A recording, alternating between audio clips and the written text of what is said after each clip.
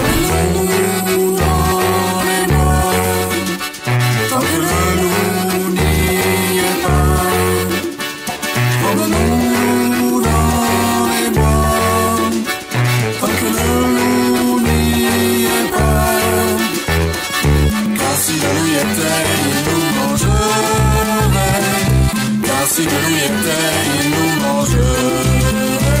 En chantant quoi, en dansant quoi, en dansant la bossa nova.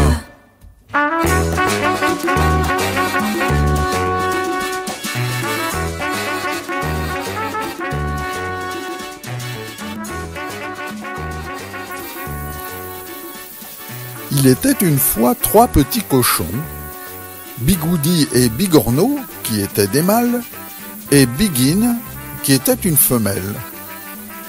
Ils avaient tous les 3 le même âge, car ils étaient nés de la même portée, mais chacun avait une personnalité bien singulière. Bigoudi était joueur et étourdi, Bigorneau était plutôt grognon et taciturne, et Biguine était calme et réfléchi.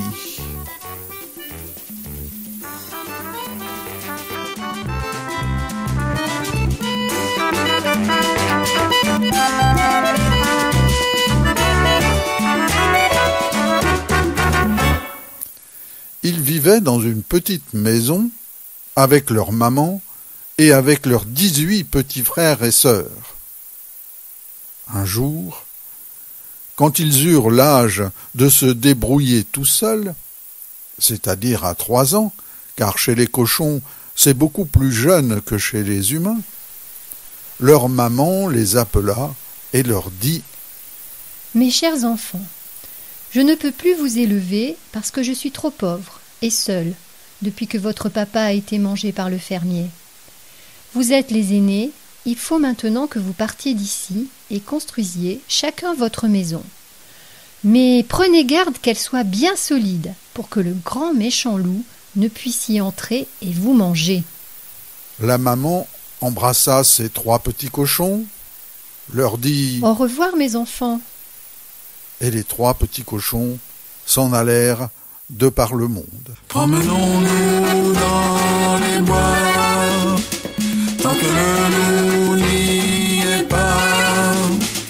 Promenons-nous dans les bois, tant que le loup n'y est pas.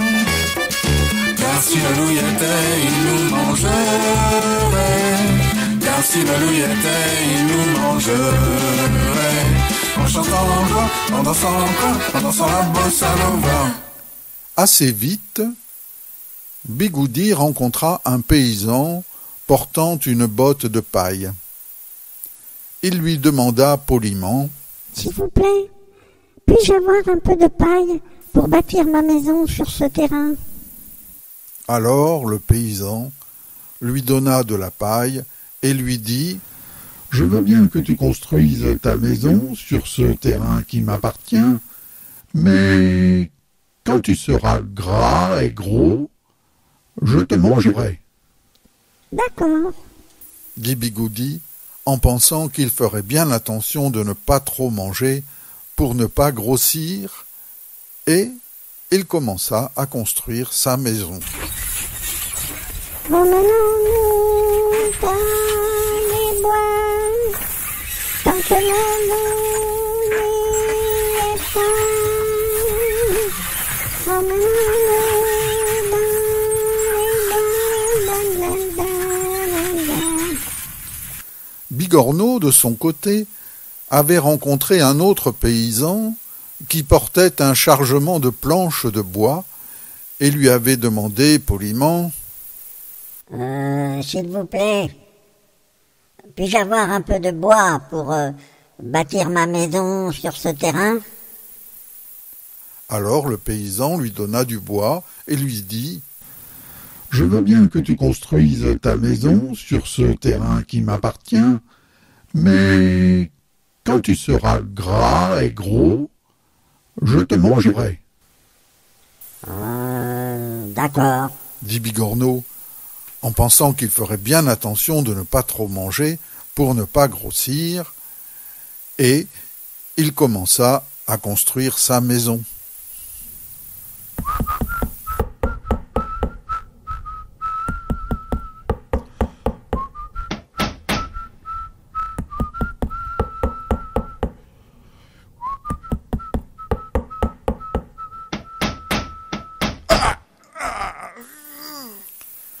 Biguine, quant à elle, était allée à la banque pour emprunter de l'argent, puis chez le notaire pour acheter un terrain, et enfin chez monsieur le marchand de matériaux pour acheter des briques, du ciment et quelques outils. Puis elle avait commencé à bâtir une belle et solide maison avec une cheminée si grande qu'on pouvait s'y asseoir à plusieurs près du feu.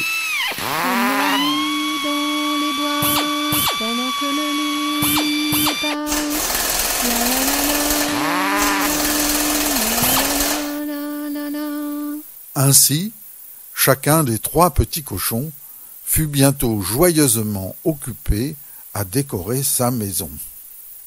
Promenons-nous dans les bois, tant que le loup n'y est pas.